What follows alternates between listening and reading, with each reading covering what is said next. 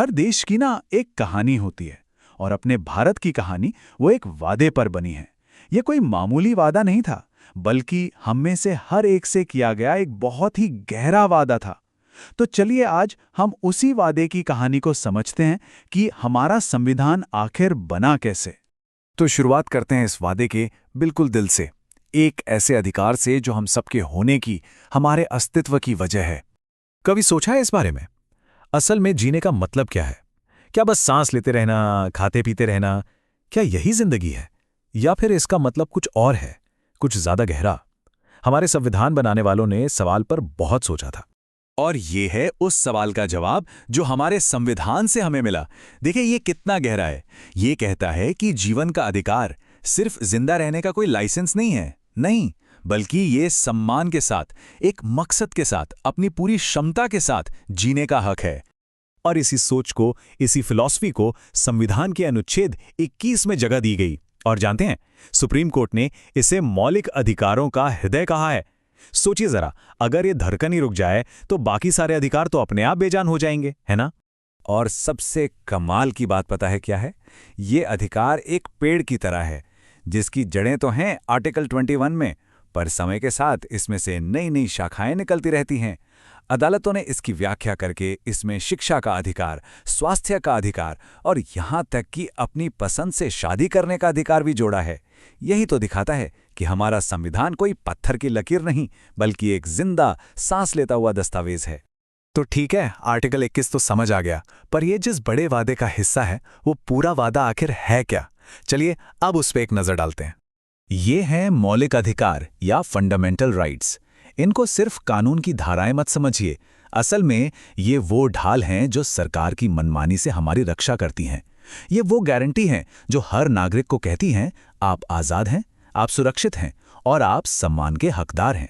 हमारे संविधान ने हमें मोटे तौर पर 6 तरह के मौलिक अधिकार दिए हैं। ये स्वतंत्रता के वो 6 खंबे हैं जिन पर हमारे लोकतंत्र की पूरी इमारत टिकी हुई है। बराबरी का हक, बोलने की आज़ादी, शोषण के खिलाफ आवाज़ उठाने का हक, अपने धर्म को मानने की स्वतंत्रता और अगर ये अधिकार कोई छीने तो सीधे अदालत जाने का हक। अब सवाल ये उठता है कि इतने पावरफुल अधिकार आखिर ये बनाए किसने?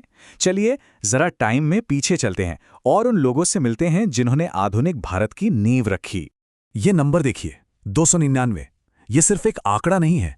ये वो 299 लोग थे जिनके कंधों पर एक बटे हुए, नए नए आज़ाद हुए भारत का भविष्य लिखने की जिम्मेदारी थी। इसमें हर प्रांत, हर धर्म, हर तबके के लोग थे जो एक नए भारत का सपना अपनी आंखों में लिए बैठे थे। और देखिए, संविधान बनाना कोई 1-2 दिन का काम तो था नहीं। ये एक बहुत लंबा और मुश्किल सफ़र था।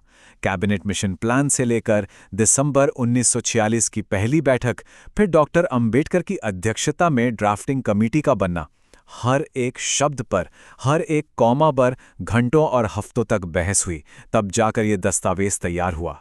कितना वक्त लगा पता है? पूरे 2 साल, 11 महीने और 18 दिन। जी हाँ, इतना समय लगा दुनिया का सबसे लंबा लिखित संविधान तैयार करने में। ये नंबर हमें उनकी लगन और मेहनत की कहानी सुनाता है। और एक बड़ी ही दिलचस्प बात, भारत का जो ओरिजिनल संविधान है ना, वो टाइप या प्रिंट नहीं किया गया था।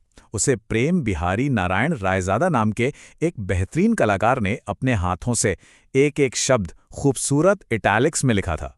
तो मतलब ये सिर्फ एक कानून की किताब नहीं, ये तो सचमुच में एक बेशकीमती कलाकृति है। तो इन निर्माताओं ने देश को एक दिशा देने के लिए किस ब्लूप्रिंट का इस्तेमाल किया? उनका गाइडिंग प्रिंसिपल क्या था? इसका जवाब है प्रस्तावना या प्रियम्बल। जैसे किसी इंसान का आईडी कार्ड उसकी पहचान बताता है, वैसे ही प्रस्तावना हमारे संविधान की पहचान है, उसकी आत्मा है। संविधान विशेषज्ञ एन.ए. पालखीवाला ने बिल्कुल सही कहा था, ये संविधान का पहचान पत्र है।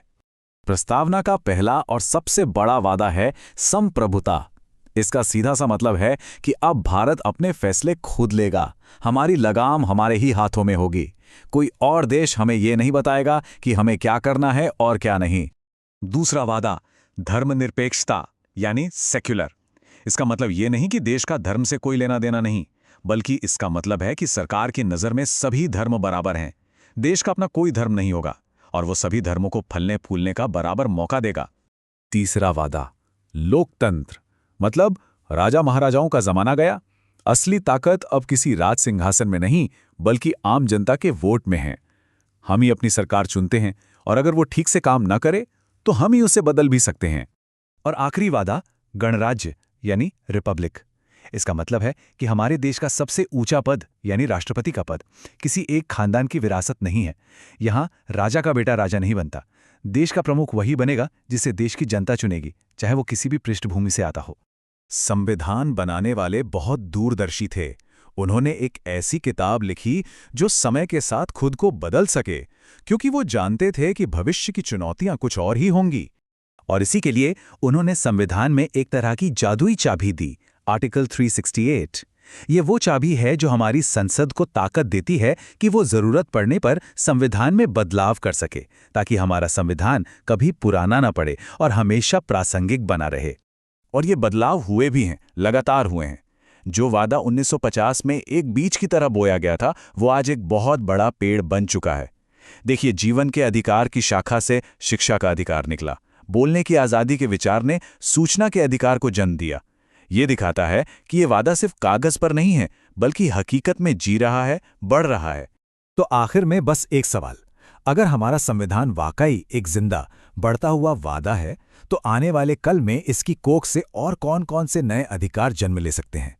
क्या वो साफ हवा में सांस लेने का अधिकार होगा, या फिर डेटा प्राइवेसी का अधिकार? इस पर सोचिएगा जरूर, क्योंकि ये कहानी अभी खत्म नहीं हुई है। ये हम सबकी कहानी है, जो लगातार लिखी जा रही है।